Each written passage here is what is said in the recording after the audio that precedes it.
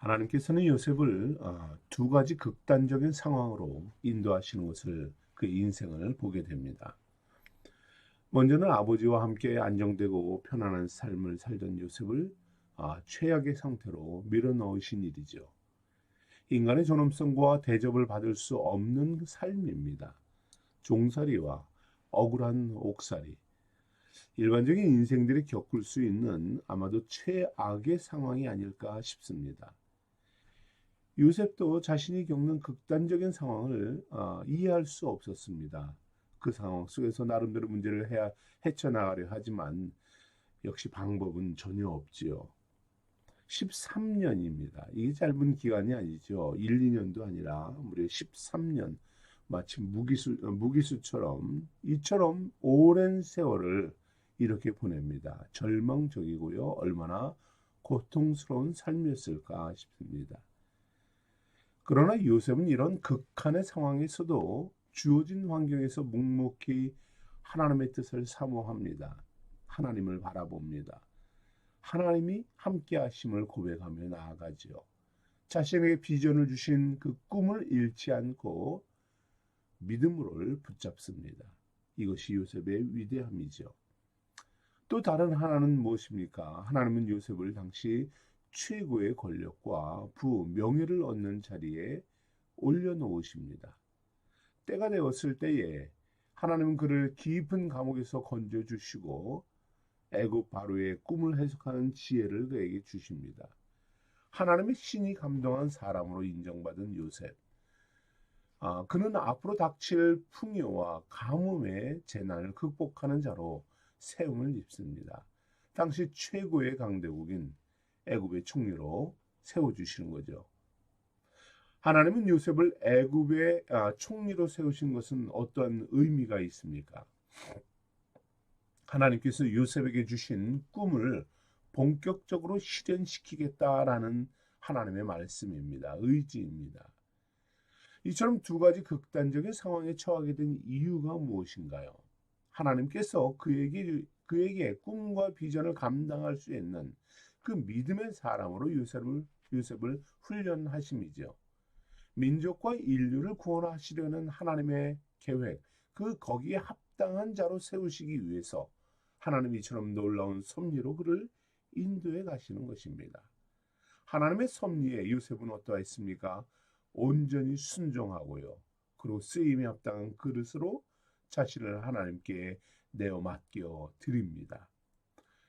오늘 이 창세기 42장의 말씀은 이처럼 총리가 된 요셉이 하나님이 주셨던 그 계시대로 꿈을 이루어가는 그 과정을 설명하고 있습니다.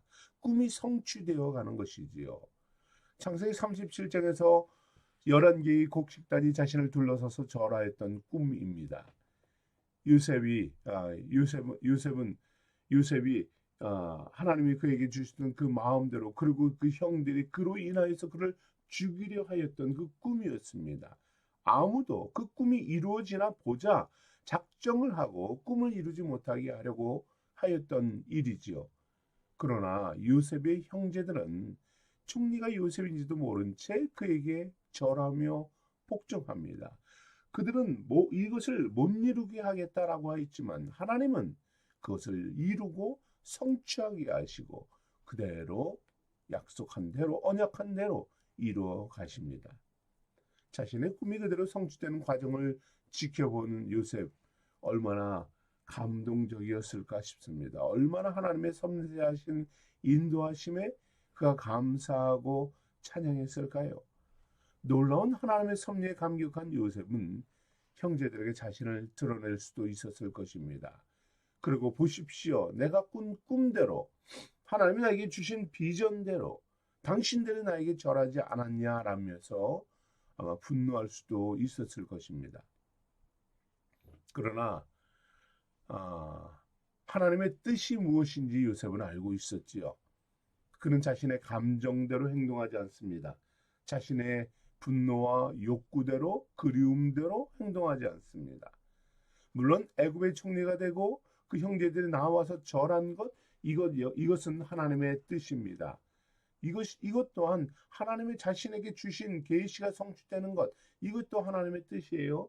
그러나 그것이 전부가 아니라는 것, 이것이 요셉이 믿고 있는 하나님입니다. 하나님이 자신을 총리가 되게 하신 것은 개인적인 어떤 성취와 명예와 권세를 얻게 하기 위한 것, 이것이 전부가 아니라는 것을 알았습니다. 하나님의 계획은 더 나아가서 위대한 섭리가 있음을 압니다. 하나님의 목적하신 바, 하나님의 뜻하신 바가 더 있음을 그는 깨닫고 있었던 것이에요.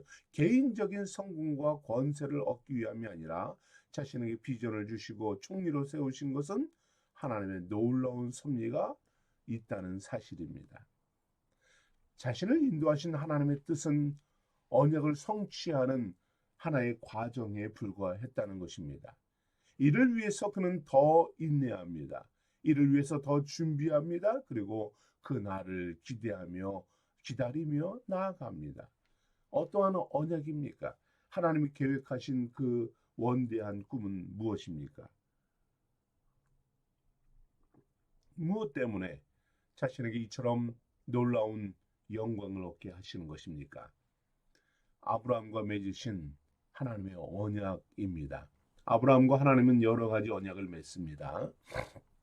그 중에 창세기 15장을 보면 횃불 언약이라는 것이 나옵니다. 창세기 15장에 하나님은 아브라함에게 가나안 땅의 소유와 후손의 번성을 언약해 주십니다. 그것을 재확인시켜 주시지요. 언약을 믿는 표징을 위해서 하나님은 아브라함에게 삼념된 암소와 암염소와 순양과 산비둘기와 집비둘기를 잡아서 각을 떠서 제물을 바치라고 요구하십니다. 그러나 짐승의 각을 떴지만 새들은 너무도 작으니까 아마도 그렇겠죠. 쪼개지 않습니다. 온전한 언약을 맺는 과정에서 아브라함은 실패합니다. 이 횃불 언약은 어떠한 의미가 있습니까? 언약을 맺는 두 당사자가 바로 하나님과 아브라함이 피와 고통, 죽음 앞에서도 자신들이 맺은 언약은 생명을 걸고 지키겠다라는 이 맹세와 같은 의식입니다. 예배입니다.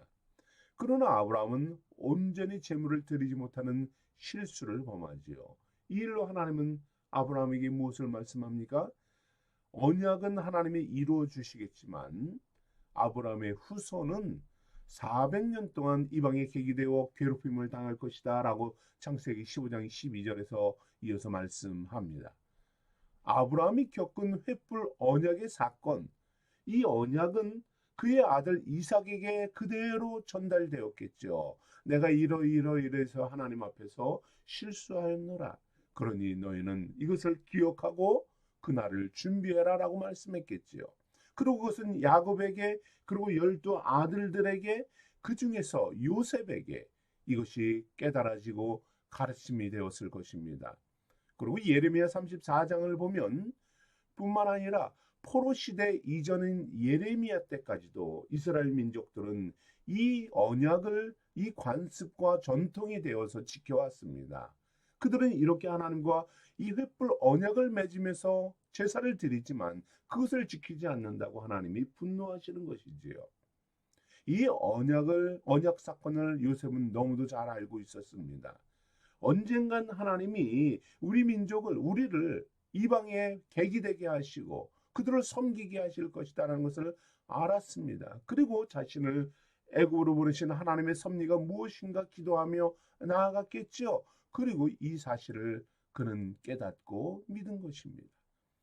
자신의 가족들이 이방에 계기될 것을 미리 준비하게 하시는 것을 알았던 것입니다. 그리고 애굽에서 그는 13년 동안 노예와 종살이를 하면서 이 날을 준비하고 기도한 것입니다. 그리고 총리가 되어서 드디어 하나님의 때가 된 것을 깨닫고 이 날을 준비하는 것이지요.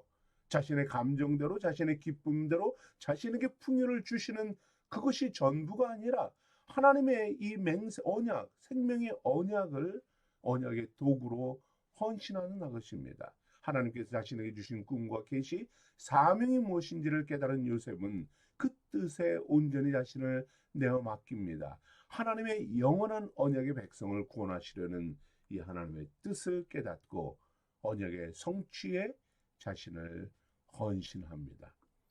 이것이 요셉은 44장 창세기 44장까지 이 언약의 백성들을 통해서 하나님의 약속이 이루어지는 그 과정을 인내로 순종해 가는 것을 보게 됩니다.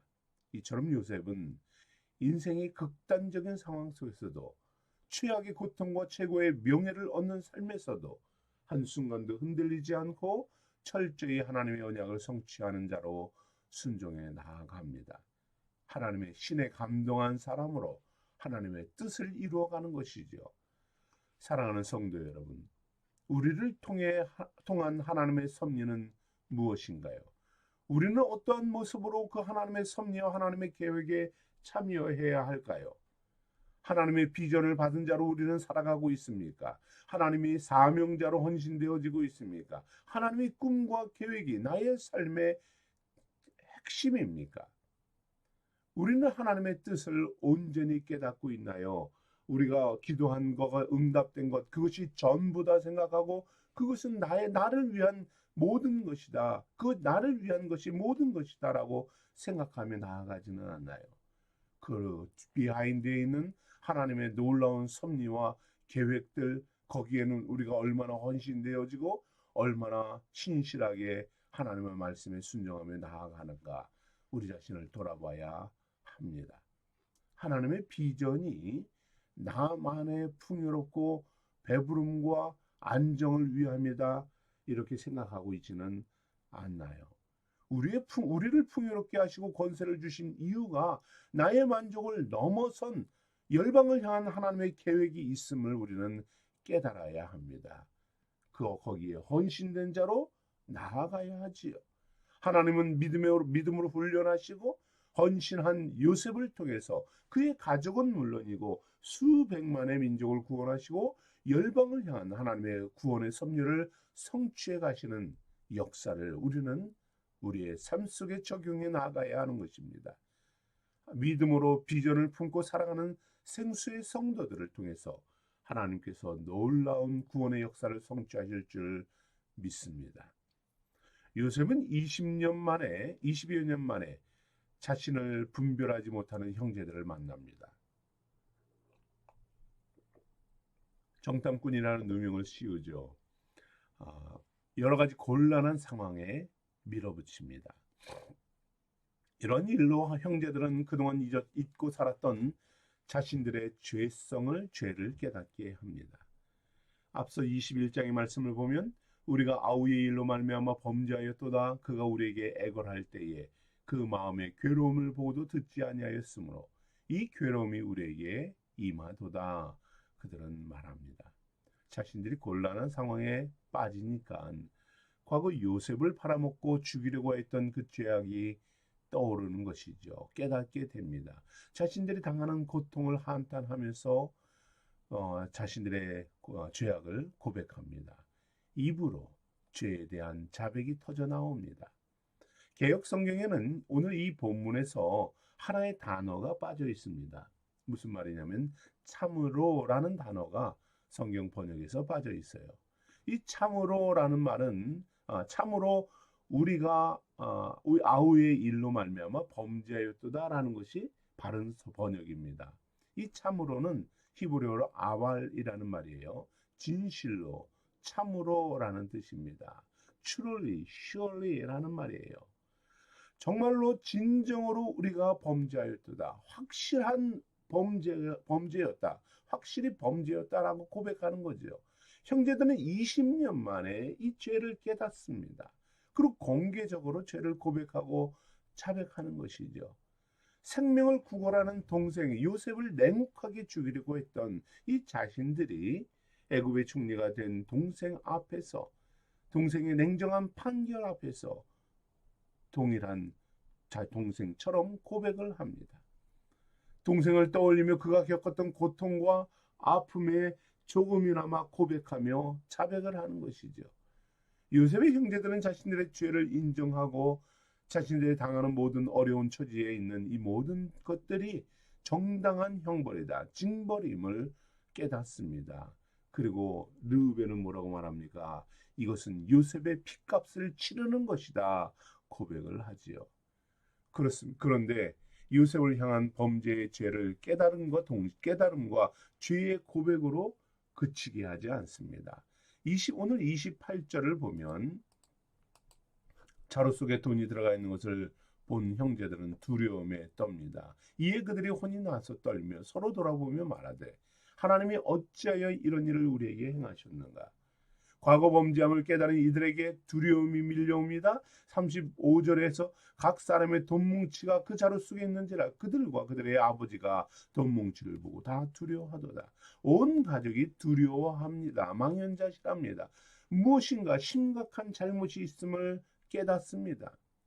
자신들의 죄성을 깨닫고 그리고 두려움에 빠지는 것이지요. 영적 두려움에 빠지게 합니다. 이 모든 일들이 하나님으로부터 오고 있다는 사실을 깨닫습니다. 무엇인가 변화되어져야 되고 무엇인가 내려놓아야 되고 무엇인가 회개해야 되고 온전함으로 만드시는 하나님의 과정입니다. 이유와 결과를 짐작할 수 없으니 두려움에 떠는 것이죠. 하나님께서 자신들의 죄를 다루고 계시다는 사실을 깨닫는 것입니다. 반복적으로 죄를 들추어내시며 깨닫게 하시고 책망하고 계시는 것이죠. 20년 동안 죄를 덮어놓고 방치했습니다. 회개하지 않았습니다. 스스로 합리화하면서 버텨냈습니다. 이것은 다 요셉의 죄 때문이야. 그의 교만 때문이야 라고 버텨왔습니다. 그러나 이제 더 이상 버틸 수가 없습니다. 하나님은 그들의 죄를 들추어서 깨닫게 하시고 회개하게 하시고 버리게 하십니다. 이것이 하나님의 방법입니다. 언약의 영원한 언약의 백성으로 살아가야 합니다. 아브라함과 맺은 횃불 언약에 따라서 하나님의 섭리와 인도하심에 참여하는 자들로 나아가야 하기 때문입니다. 하나님은 요셉의 형제들을 오랜 세월 동안 세월이 지나면서 잊어버리고 모른 척했던 그 죄를 하나님의 자녀 백성으로 삼기 위해 끄집어내시고 그 문제를 해결케 하시는 것이죠. 회개케 하시고 그 문제에서 자유함으로 이제는 온전히 하나님의 사람들로 역사하시는 가운데 참여케 하시는 것입니다. 하나님의 은혜와 축복을 얻고 믿음의 통로가 되게 하시기 위해서 그 전에 해결해야 할 이 죄의 문제를 씻게 하시는 것입니다. 양심의 정결함을 얻게 하십니다. 치유와 회복의 시간을 그들에게 허락하시는 것입니다. 그렇습니다. 죄를 깨닫게 하심은 우리의 영혼을 치유하시고 회복하시는 하나님의 은혜인 것이에요. 모든 것이 합력하여 선을 이루신다는 하나님의 선한 역사하심입니다. 하나님의 인도하심이요 우리를 향한 하나님의 최고의 은혜로운 섭리입니다. 하나님은 연약하여 범죄하는 인생들의 죄를 깨닫게 하시고 두려움을 버리고 회개하게 하십니다. 모든 죄악을 내려놓고 하나님의 섭리에 순종하는 자들로 이끌어 주시는 것이 하나님의 섭리입니다. 여기에서 우리는 죄를 깨닫게 하시고 정결케 하시는 그 은혜에 감사해야죠. 오히려 그 하나님의 이끄심에 우리의 낮아짐과 회개함으로 나아가야 하는 것입니다.